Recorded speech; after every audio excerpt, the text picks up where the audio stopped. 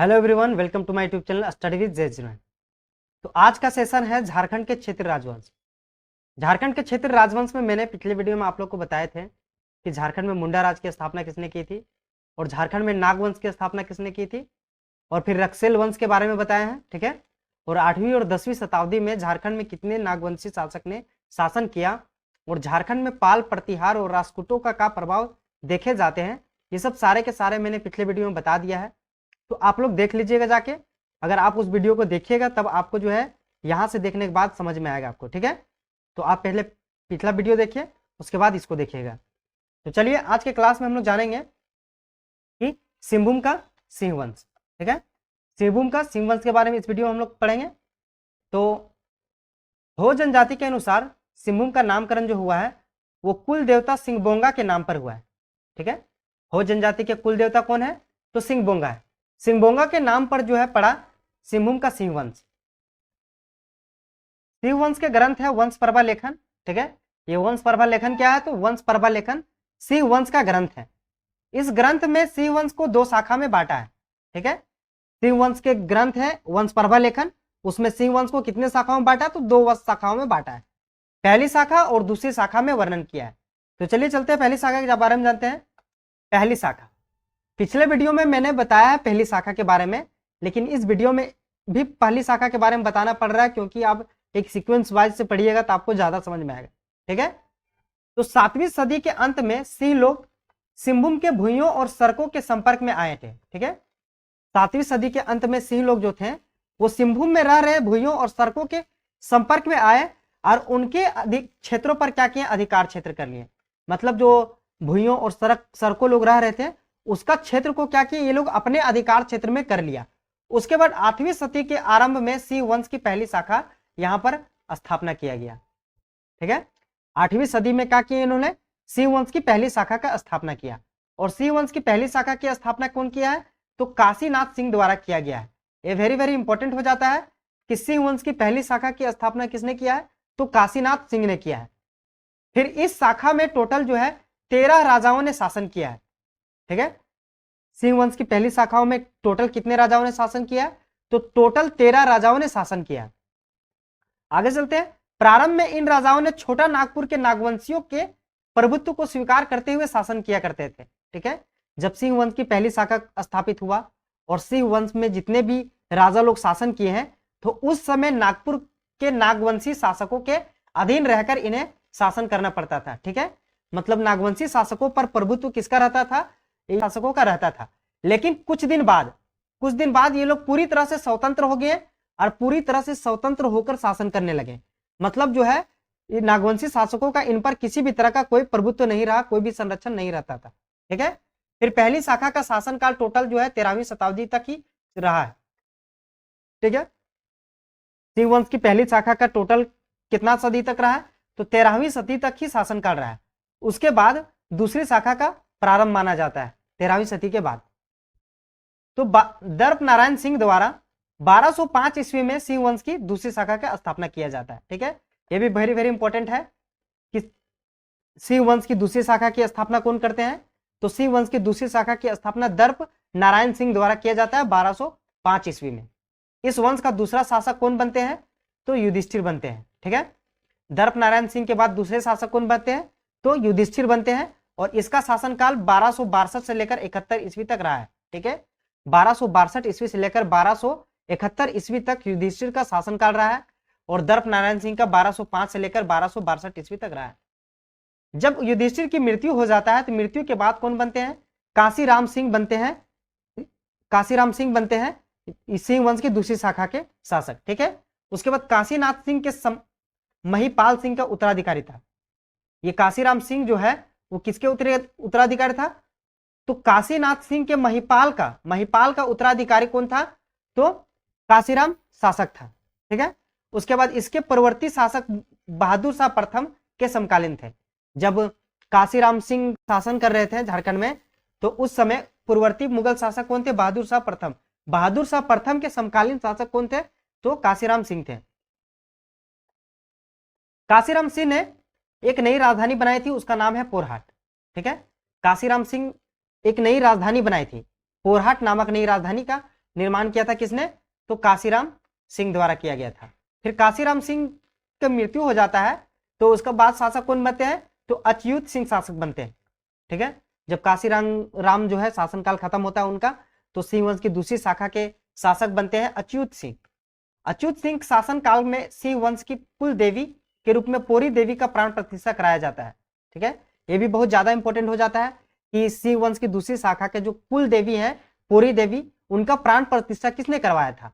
तो अच्युत सिंह के शासन काल में किया गया था। ठीक है, अच्युत सिंह के शासन काल में पोरी देवी का प्राण प्रतिष्ठा करवाया गया था। अच्युत सिंह के बाद जो है त्रिलोचन सिंह और अर्जुन सिंह प्रथम इस वंश का शासक बनते हैं। ठीक है, जब अच्युत सिंह का शासनकाल खत्म हो जाता है तो उसके बाद कौन बनते हैं? त्रिलोचन सिंह बनते हैं और अर्जुन सिंह प्रथम बनते हैं इस वंश के शासक। फिर अर्जुन सिंह प्रथम एक बार जब बनारस से तीर्थ यात्रा करके लौट रहे होते हैं तो लौटते समय रास्ते में मुसलमान उन्हें पकड़कर क्या करते हैं? कटक ले जाते हैं। कटक कहाँ है? तो उड़ीसा में है। उन्हें पकड़कर कटक ले जाता है, परंतु कुछ ही समय बाद 32 अनुयायियों के साथ उनको वापस अपने राज्य लौटाने की अनुमति दे देता है। ठीक है, परंतु कुछ ही समय बाद क्या करते हैं? टोटल 32 अनुयायियों के साथ, पकड़ा कितना था? तो टोटल उनके साथ साथ 32 अनुयायियों को भी पकड़ा था। तो सभी को क्या करता है? कुछ समय बाद उनको वापस अपने राज्य जाने की अनुमति दे देता है मुगल शासक। फिर अर्जुन सिंह प्रथम के बाद जगन्नाथ सिंह द्वितीय शासक बनता है और अर्जुन सिंह प्रथम के बाद कौन बनते हैं? जगन्नाथ सिंह द्वितीय बनते हैं शासक, जो इस वंश का 13वां शासक था। उत्पीड़न से तंग आकर भूया जनजाति के लोगों ने विद्रोह कर दिया और जगन्नाथ सिंह द्वितीय के बाद उसका पुत्र पुरुषोत्तम सिंह और शासक बना। ठीक है, पुरुषोत्तम सिंह शासक बनता है जगन्नाथ सिंह द्वितीय के बाद। जगन्नाथ सिंह द्वितीय जो थे वो बहुत ही क्रूर राजा थे, बहुत ही ज्यादा जो है भूया जनजाति के लोग को परेशान किया था। तो उस परेशानी से जो है तंग आकर भूया जनजाति के लोग क्या किए? विद्रोह कर दिए थे। जब जगन्नाथ सिंह द्वितीय का शासनकाल खत्म हो जाता है तो उसका पुत्र पुरुषोत्तम सिंह शासक बनते हैं सिंहभूम का, और इसके बाद इसका पुत्र अर्जुन सिंह द्वितीय शासक बनते हैं। ठीक है, तो अर्जुन सिंह प्रथम के बाद कौन बनते हैं? जगन्नाथ सिंह द्वितीय बनते हैं। उसके बाद फिर जगन्नाथ सिंह द्वितीय के पुत्र कौन है? तो पुरुषोत्तम सिंह है, पुरुषोत्तम सिंह बनते हैं। उसके बाद पुरुषोत्तम सिंह के बाद उसका पुत्र अर्जुन सिंह द्वितीय शासक बनता है इस सिंह वंश की दूसरी शाखा का। नेक्स्ट चलते हैं तो आता है अर्जुन सिंह द्वितीय। अर्जुन सिंह द्वितीय के बारे में जानते हैं। अर्जुन सिंह द्वितीय ने अपने चाचा विक्रम सिंह को 12 गांवों की जागीर दिया था। ठीक है, अर्जुन सिंह द्वितीय जो है उन्होंने अपने चाचा, उनके चाचा कौन है? विक्रम सिंह है। विक्रम सिंह को 12 गांवों का जागीर दिया था, जिसे क्या कहा जाता है? सिंहभूम पीर कहा जाता है। वेरी वेरी इंपॉर्टेंट है। 12 गांवों के जागीर को क्या कहा जाता है? सिंहभूम पीर कहा जाता है। और विक्रम सिंह ने अन्य क्षेत्रों में इसको मिलाकर इसका विस्तार किया और इसकी राजधानी सरायकेला को बनाया। ठीक है, जब अर्जुन सिंह द्वितीय जो है अपने चाचा विक्रम सिंह को क्या करते हैं? 12 गांवों का एक जागीर सौंपते हैं, और जब 12 गांवों का एक जागीर सौंपते हैं तो उसे क्या कहा जाता है? सिंहभूम पीर कहा जाता है। ठीक है, उसे सिंहभूम पीर कहा जाता है। उसके बाद क्या करते हैं विक्रम सिंह? उसके बाद विक्रम सिंह कुछ और क्षेत्र को अपने राज्य में शामिल करते हैं और उसको बड़ा करने के बाद क्या करते हैं? उसको राजधानी बना देते हैं, जो कि सरायकेला उस समय राजधानी बनाए थे उसको। अब सरायकेला राज्य बनकर फिर बनता है, राजधानी बनता है। उसके बाद फिर बाद में उसे सरायकेला राज्य बना दिया जाता है। उसके बाद फिर विक्रम सिंह ने क्या करते हैं? पुटकुम के राजा के क्षेत्र कौन है? तो कांडू और बंकसाई है। ठीक है, विक्रम सिंह के जो क्या करते हैं कि पुटकुम के जो राजा होते हैं जिनके शासित क्षेत्र कौन कौन है? तो कांडू है और बंकसाई है। ये दोनों क्षेत्र पर कब्जा कर लेता है और अपनी उत्तरी सीमा को विस्तार करते हैं। ठीक है, अपनी नॉर्थ वाले सीमा को क्या करता है? विस्तार करता है। किसका किसको? तो कांडू और बंकसाई क्षेत्र को अपने अधिकार में कर लेता है। और इस प्रकार फिर उत्तर पूर्वी सीमा जो है गम्हरिया और खरसावा पर भी अपना कब्जा जमाते हैं। फिर नॉर्थ ईस्ट वाला जो एरिया है, ये वाला एरिया, उसको क्या करते हैं? गम्हरिया है और खरसावा, उन दोनों क्षेत्र पर भी अपना अधिकार क्षेत्र जमा लेता है और फिर उत्तर पूर्वी सीमा का भी विस्तार हो जाता है। उसके बाद फिर अर्जुन सिंह द्वितीय का उत्तराधिकारी अमर सिंह तथा अमर सिंह के बाद जगन्नाथ सिंह चतुर्थ सिंह वंश की गद्दी पर बैठते हैं। ठीक है, अर्जुन सिंह के बाद कौन बनते हैं? उसका उत्तराधिकारी होते हैं अमर सिंह, और अमर सिंह के बाद जगन्नाथ सिंह चतुर्थ सिंह वंश का शासक के गद्दी पर बैठते हैं। अब जानते हैं कि जगन्नाथ सिंह चतुर्थ इसलिए इंपॉर्टेंट हो जाता है क्योंकि इन्होंने कुछ काम किए हैं और ये एग्जाम से रिलेटेड कुछ आने वाला पॉइंट है। ठीक है, इसीलिए हम जगन्नाथ सिंह के बारे में जानेंगे। जगन्नाथ सिंह चतुर्थ के शासनकाल के समय पोरहाट क्षेत्र में हो और कोल जनजाति द्वारा उपद्रव मचाया जा रहा था। ठीक है, समझ सकते हैं कि जब जगन्नाथ सिंह चतुर्थ शासनकाल में था शिव वंश के, तो उस समय पोरहाट क्षेत्र में कोल जनजाति और हो जनजाति और कोल जनजाति, ठीक है, क्या करते हैं, उपद्रव मचाते हैं, मतलब पूरा लूटपाट करते हैं, मचाते हैं। फिर हो जनजातियों के उपद्रव को काबू करने के लिए जगन्नाथ सिंह चतुर्थ ने छोटा नागपुर के खास नागवंशी राजा दर्पनाथ सिंह का मदद लेता है। ठीक है, जब हो जनजाति लोग बहुत ज्यादा उपद्रव मचाते हैं पोरहाट क्षेत्र में, तो उसको कंट्रोल करने के लिए, नियंत्रण करने के लिए जगन्नाथ सिंह चतुर्थ क्या करते हैं, छोटा नागपुर के नागवंशी शासक जो होते हैं दर्पनाथ सिंह का मदद लेते हैं, उससे मदद लेते हैं कि आइए आप मेरा मदद कीजिए और इनको शांत कराइए। ठीक है, परंतु आदिवासियों की इनकी संयुक्त सेना क्या करते हैं, इन्हें पराजित कर देता है। मतलब हो जनजाति के लोग का सेना जो होता है बहुत ही ज्यादा पावरफुल होता है, इसलिए क्या करते हैं, दर्पनाथ सिंह की भी सेना को क्या करते हैं, पराजित कर देते हैं। पराजित करने के बाद हो जनजातियों के साथ कोल जनजाति द्वारा भी इस क्षेत्र में लगातार उपद्रव मचाया जा रहा था। हो जनजाति तो मचा ही रहे थे उपद्रव, उसके साथ साथ कोल जनजाति भी जो है उपद्रव पूरा मचाने लगते हैं। कोल लड़ाका सिंहभूम क्षेत्र से बाहर जाकर भी लूटपाट करते थे। जो कोल लड़ाका होते हैं वो क्या करते हैं, सिंहभूम क्षेत्र के बाहर जाकर भी लूटपाट मचाया करते थे। फिर जगन्नाथ सिंह चतुर्थ की इस स्थिति को नियंत्रण करने के लिए अंग्रेजों की सहायता लिया। उसके बाद 1767 ईस्वी में पहली बार सिंहभूम क्षेत्र पर अंग्रेजों ने प्रवेश किया था। ये बहुत ज्यादा इंपॉर्टेंट हो जाता है, वेरी वेरी इंपॉर्टेंट है कि अंग्रेजों ने सिंहभूम क्षेत्र पर कब प्रवेश किया था, तो 1767 ईस्वी में पहली बार।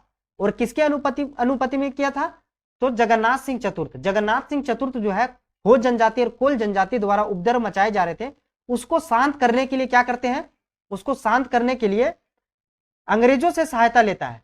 और अंग्रेज इसकी सहायता करने के लिए 1767 ईस्वी में पहली बार सिंहभूम क्षेत्र में प्रवेश करता है। ठीक है, नेक्स्ट चलते हैं, अन्य महत्वपूर्ण राजवंश के बारे में भी हम लोग जान लेते हैं। ठीक है, तो मानभूम के मानवंश, ठीक है, 8वीं सदी के दूध पानी शिलालेख जो कि हजारीबाग से प्राप्त होते हैं। 8वीं सदी के दूध पानी शिलालेख कहां से प्राप्त हो रहा है, हजारीबाग से प्राप्त हो रहा है। और 14वीं सदी में कवि गंगाधर द्वारा निर्मित गोविंदपुर शिलालेख धनबाद से प्राप्त होता है। ठीक है, जो मानभूम के मानवंश की जानकारी प्राप्त होता है इससे। ठीक है, 8वीं सदी के दूध पानी शिलालेख कहां से प्राप्त होते हैं, तो हजारीबाग से प्राप्त होता है। और 14वीं सदी के कवि गंगाधर द्वारा निर्मित लिखित गोविंदपुर शिलालेख जिससे जो कि धनबाद से प्राप्त हुआ है। और धनबाद से प्राप्त होता है, इससे क्या पता चलता है कि मानभूम के मानवंश की जानकारी इस शिलालेख से प्राप्त होता है। ठीक है, इनकी शासन जो है हजारीबाग और सिंहभूम क्षेत्र में रहा है। मानभूम के मानवंश का शासनकाल कहां से कहां रहा है, तो हजारीबाग में और मानभूम में रहा है। और मानभूम कहां था, तो मानभूम धनबाद में है। मानवंश शासक अत्यंत अत्याचारी था। देख सके कि मानभूम के जो शासक थे वो अत्यंत अत्याचारी था, बहुत क्रूर शासक हो था। ठीक है, जो 10वीं सदी के प्रसिद्ध भूमि स्वराज आंदोलन इसी राजवंश के अत्याचार के कारण उभरा था। आप सोच सकते हैं कि मानवंश का शासक इतना अत्याचारी था कि 10वीं के प्रसिद्ध भूमि स्वराज्य आंदोलन इसी राजवंश के कारण क्या हुआ था, उभरा था, इनके अत्याचार करने से उभरा हुआ था। ठीक है, हमारा सबर जनजातियों पर विशेष करके महिलाओं पर घोर अत्याचार किया, जिसके फलस्वरूप सबर जनजाति लोग ने मानभूम क्षेत्र को छोड़कर पंचायत क्षेत्र चले जाते हैं और वहां पर अपना आश्रय बनाते हैं। ठीक है, मान राजाओं द्वारा क्या किया जाता है, सबर जनजातियों को इतना प्रताड़ित किया गया, इतना अत्याचार किया गया उसके ऊपर, विशेषकर महिलाओं के ऊपर। वे लोग क्या करते हैं, अत्याचार को नहीं सहन कर पाते हैं। उसके बाद सबर जनजाति के लोग मानभूम छोड़कर कहां चल जाते हैं, पंचायत क्षेत्र चले जाते हैं और वहीं पर अपना आश्रय बनाते हैं, वहीं पर अपना घर बना के रहते हैं। ठीक है, पंचायत जो है मानभूम का सबसे शक्तिशाली राज्य था, ये वेरी वेरी इंपॉर्टेंट है। ठीक है, पंचायत राज्य जो है वो मानभूम का सबसे शक्तिशाली राज्य था। अब चलते हैं रामगढ़ राज्य के बारे में जानते हैं। रामगढ़ राज्य की स्थापना 1368 ईस्वी में के लगभग बागदेव सिंह द्वारा किया गया था। ठीक है, ये बागदेव सिंह कौन है, तो बागदेव सिंह ने ही नागवंशी शासक फनी मुकुट राय की हत्या की थी। मैंने पिछले वीडियो में आपको बताया है, अगर आप नहीं देखे हैं तो आप देख लीजिएगा, डिस्क्रिप्शन बॉक्स पे उसका लिंक दे दिया जाएगा। ठीक है, रामगढ़ राज्य की स्थापना कौन करता है, तो 1368 ईस्वी के लगभग में बागदेव सिंह द्वारा किया जाता है। बागदेव सिंह और इसके बड़े भाई सिंहदेव सिंह नागवंशी शासक के दरबार में रहते थे। ठीक है, बागदेव सिंह जो है और इनके बड़े भाई सिंहदेव सिंह ये दोनों कहाँ रहते थे? तो नागवंशी शासक के दरबार में रहते थे, परंतु नागवंशी शासकों से इसका किसी भी तरह से मतभेद हो जाने के कारण ये लोग वहां से चले जाते हैं। ठीक है, मतभेद होने के कारण ये लोग बड़का गांव क्षेत्र आ जाते हैं, और बड़का गांव आने के बाद वहां पे कर्णपुरा क्षेत्र आते हैं, और स्थानीय शासकों को पराजित करने के बाद उस क्षेत्र पर अपना अधिकार जमा लेते हैं। ठीक है, नागवंशी शासकों से किसी तरह से इनका मतभेद होने के कारण ये लोग बड़का गांव क्षेत्र आ जाते हैं, और बड़का गांव क्षेत्र में कर्णपुरा आने के बाद वहां के जो स्थानीय शासक था, स्थानीय शासक कर्णपुरा क्षेत्र का, उनसे क्या करते हैं? युद्ध लड़ते हैं, उनको पराजित करते हैं, और पराजित करने के बाद वहां का क्षेत्र को अपने अधिकार क्षेत्र में ले लेते हैं। फिर धीरे धीरे 21 परगना पर अधिकार प्राप्त करते हैं और उसको मिलाकर रामगढ़ राज्य की स्थापना करते हैं। देखिए कितना प्रोसेस है रामगढ़ राज्य की स्थापना करने में। बड़का गांव आने के बाद कर्णपुरा क्षेत्र को अपना कब्जे में करता है, उसके बाद फिर धीरे धीरे 21 परगना पर अधिकार करता है, 21 परगना पर अधिकार करता है, और फिर उसको मिलाकर रामगढ़ राज्य की स्थापना कर रहा है बागदेव सिंह। फिर बागदेव सिंह ने अपना शासन को अस्थायित्व प्रदान करने के लिए क्या करता है? समय समय पर अपनी राजधानी को चेंज करते रहता है। ठीक है, बागदेव सिंह क्या करते हैं? अपना अस्तित्व रखने के लिए, अपनी राजधानी के अस्तित्व रखने के लिए क्या करते हैं? समय समय पर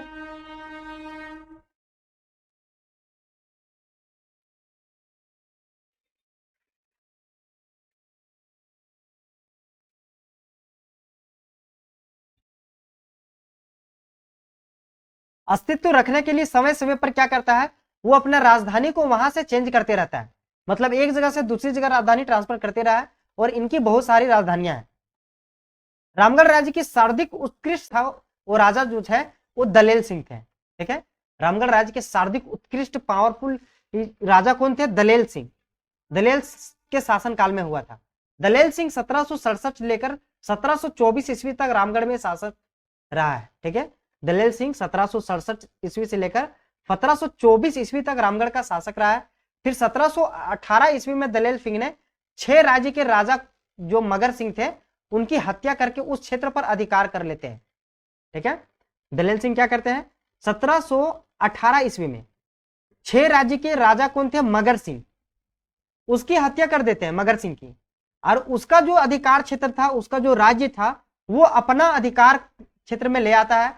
और हालांकि 1724 ईस्वी में मगर सिंह का पुत्र रणभक्त खां दलेल सिंह को पराजित कर पुनः अपना राज्य प्राप्त कर लेता है। ठीक है, रणभक्त खां क्या करते हैं? 1724 ईस्वी में दलेल सिंह को फिर पराजित कर देता है, और उसका जो अपना राज्य था वो अपने में प्राप्त कर लेता है। अब दलेल सिंह के बाद विष्णु सिंह 1724 से 1763 ईस्वी तक रामगढ़ का शासक रहा है। ठीक है, दलेल सिंह कौन है? तो भाई दलेल सिंह के बाद विष्णु सिंह जो है 1724 से 1763 तक शासक रहे हैं। विष्णु सिंह 6 राज्य को फिर से पुनः अपना में कब्जा कर लेता है। अब दलेल सिंह जब राजा बनता है रामगढ़ का, तो फिर से वो 6 राज्य को अपना कब्जा में कर लेता है। फिर 1747 ईस्वी में रामगढ़ राज्य पर भास्कर राव के नेतृत्व में मराठों के आक्रमण तक विष्णु सिंह के अधिकार में रहता है। ठीक है, जब विष्णु सिंह क्या करते हैं कि 6 राज्य को अपना कब्जा में कर लेते हैं, तो ये कितना कब तक रहता है ये राज्य? तो टोटल 1747 ईस्वी तक उसके अधिकार क्षेत्र में रहता है। उसके बाद फिर रामगढ़ राज्य पर भास्कर राव के नेतृत्व में क्या होता है? मराठों के द्वारा आक्रमण किया जाता है।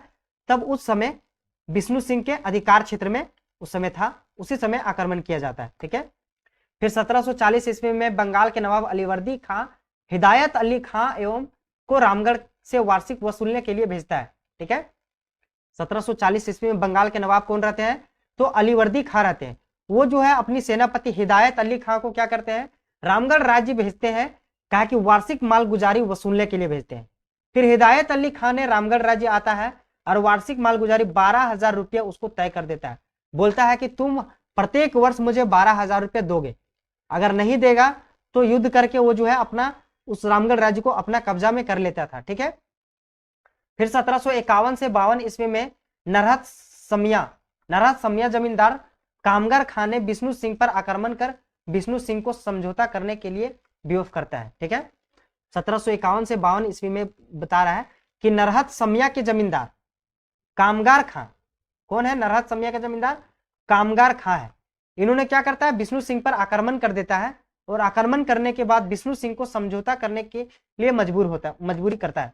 ठीक है, फिर बंगाल के नवाब मीर कासिम को सूचना जब इस बात को मिलती है कि विष्णु सिंह नवाब विरोधी गतिविधियों में संलिप्त है, ठीक है, इसका सूचना किसको मिलता है, तो मीर कासिम, तो बंगाल के नवाब कौन बन जाते हैं, मीर कासिम बन जाते हैं। तो उस समय मीर कासिम को जब पता चलता है, अलीवर्दी खां के बाद कौन बनते हैं, मीर कासिम, उनको जब पता चलता है कि विष्णु सिंह नवाबों के विरोधियों में संलिप्त है, मतलब नवाब के विरोधी हो गया है, नवाब द्वारा जो काम दिए जा रहे हैं उसको नहीं मान रहा है, मतलब जो माल गुजारे के लिए दिया जा रहा है वो नहीं चुका रहा है टैक्स। जिसके बाद 1763 ईस्वी मीर कासिम द्वारा मरकत खां को और असदुल्ला खां को नेतृत्व में भेजता है सेना लेके, बोलता है दोनों के कि तुम लोग सेना लेके जाओ ये विष्णु सिंह के पास, और विष्णु सिंह को पराजित करके उसके द्वारा अवैध रूप से हड़पे गए क्षेत्र को वो अपने क्षेत्र में कब्जा कर लेता है। ठीक है, और कब्जा करने के बाद जो उसका वास्तविक मालिक था, वे जो अवैध रूप से हड़पा था विष्णु सिंह, उसको क्या करता है, विष्णु सिंह को पराजित करता है और उस क्षेत्र को अपने अंडर में ले लेता है। ठीक है, और फिर जो इसका असली मालिक था, उस अवैध रूप से हड़पे गए अथी का क्षेत्र का जो असली मालिक था, उसको सौंप देता है मीर कासिम। ठीक है, फिर मीर कासिम को क्या करता है, मुआवजा के रूप में उसे कुछ मिलता है, मुआवजा के रूप में उसे कुछ दिया जाता है। फिर विष्णु सिंह के बाद उसका भाई मुकुंद सिंह रामगढ़ का शासक बनते हैं। ठीक है, विष्णु सिंह के बाद कौन बनते हैं शासक, मुकुंद सिंह बनते हैं रामगढ़ का शासक। फिर 6 राज्य को रामगढ़ राज्य में मिला दिया जाता है, फिर वो जो 6 राज्य था फिर से वो रामगढ़ राज्य में मिला दिया जाता है, और रामगढ़ राज्य की प्रथम राजधानी कौन थी, सिसिया था, और अंतिम राजधानी पद्मा था। ये वेरी वेरी इंपॉर्टेंट है कि रामगढ़ राज्य की राजधानी बहुत सी चेंज हुआ है, क्योंकि मैंने बताया कि बागदेव सिंह जो है अपना क्षेत्र को अस्तित्व में रखने के लिए अपनी राजधानी को यहाँ से वहां चेंज करते रहता था। ठीक है, और भी राजाएं आए और उस राजधानी को एक जगह से दूसरी जगह चेंज करते रहे। तो ज्यादा इंपॉर्टेंट है कि रामगढ़ राज्य की प्रथम राजधानी क्या था, सिसिया था, और अंतिम राजधानी पद्मा थी। ठीक है, नेक्स्ट चलते हैं। फिर 1937 ईस्वी में रामगढ़ राज्य के शासक कामाख्या नारायण सिंह बनते हैं। ठीक है, 1937 ईस्वी में रामगढ़ राज्य के शासक कौन बनते हैं, कामाख्या नारायण बनते हैं। फिर 26 जनवरी 1955 को बिहार राज्य भूमि सुधार अधिनियम की धारा 3 के द्वारा बागदेव सिंह द्वारा स्थापित रामगढ़ राज्य को समाप्त कर दिया जाता है। ठीक है, 26 जनवरी 1955 को बिहार राज्य भूमि सुधार अधिनियम की धारा 3 के द्वारा बागदेव सिंह द्वारा जितने भी भूमि को एकत्रित किया गया था, जितना भी उसका अधिकार क्षेत्र था, जो कि रामगढ़ राज्य की स्थापना उन्हें नहीं किया है, उसको क्या करता है, समाप्त कर देता है। अब आते हैं खड़गडिहा राज्य। खड़गडिहा राज्य के बारे में भी जान लेते हैं। इस राज्य की स्थापना 15वीं सदी में हंसराज देव द्वारा किया गया था। ठीक है, खड़गडिहा राज्य की स्थापना किसने की है, तो हंसराज देव ने की है। हंसराज देव ने बदगांव जाति के शासक को पराजित किया और हजारीबाग क्षेत्र को अपना अस्तित्व जमाया। ठीक है, अपना प्रभाव को स्थापित किया वहां पे। खड़गडिहा राज्य की स्थापना 15 शताब्दी में हंसराज देव द्वारा किया जाता है। ये क्या करते हैं, बंदगांव जाति के शासक को क्या पराजित करते हैं, और पराजित करने के बाद हजारीबाग पर अपना प्रभाव को स्थापित करते हैं। फिर इस राज्य का विस्तार जो है वर्तमान गिरिडीह जिला क्षेत्र तक था। इस राज्य का विस्तार ज्यादा दूर नहीं है। ठीक है, गिरिडीह जिला क्षेत्र तक ही था। हंसराज देव मूलतः जो है दक्षिण भारत का रहने वाला था तथा उत्तर भारत के ब्राह्मणों से विवाह संबंध स्थापित करते हैं। ठीक है, हंसराज देव कहाँ के रहने वाले थे, दक्षिण भारत के रहने वाले थे। वो क्या करते हैं, उत्तर भारत के ब्राह्मणों से विवाह संबंध स्थापित करते हैं, और फिर खड़गडिहा राज्य की अन्य राजा शिवनाथ सिंह, मोद नारायण और गिरिवर नारायण देव आदि थे। ठीक है, हंसराज देव के बाद अन्य राजा कौन कौन शासक रहे हैं, तो शिवनाथ सिंह रहे, मोद नारायण रहे और गिरिवर नारायण देव रहे। ठीक है, इतने सारे राजाओं ने खड़गडिहा की राजा रहे, खड़गडिहा राज्य की राजा रहे। कल इतना ही था सिंहभूम से रिलेटेड और अन्य राजाओं के शासन क्षेत्र के बारे में। अगर वीडियो आपको अच्छा लगा तो लाइक कीजिए, शेयर कीजिए और चैनल को सब्सक्राइब कीजिए। Thank you.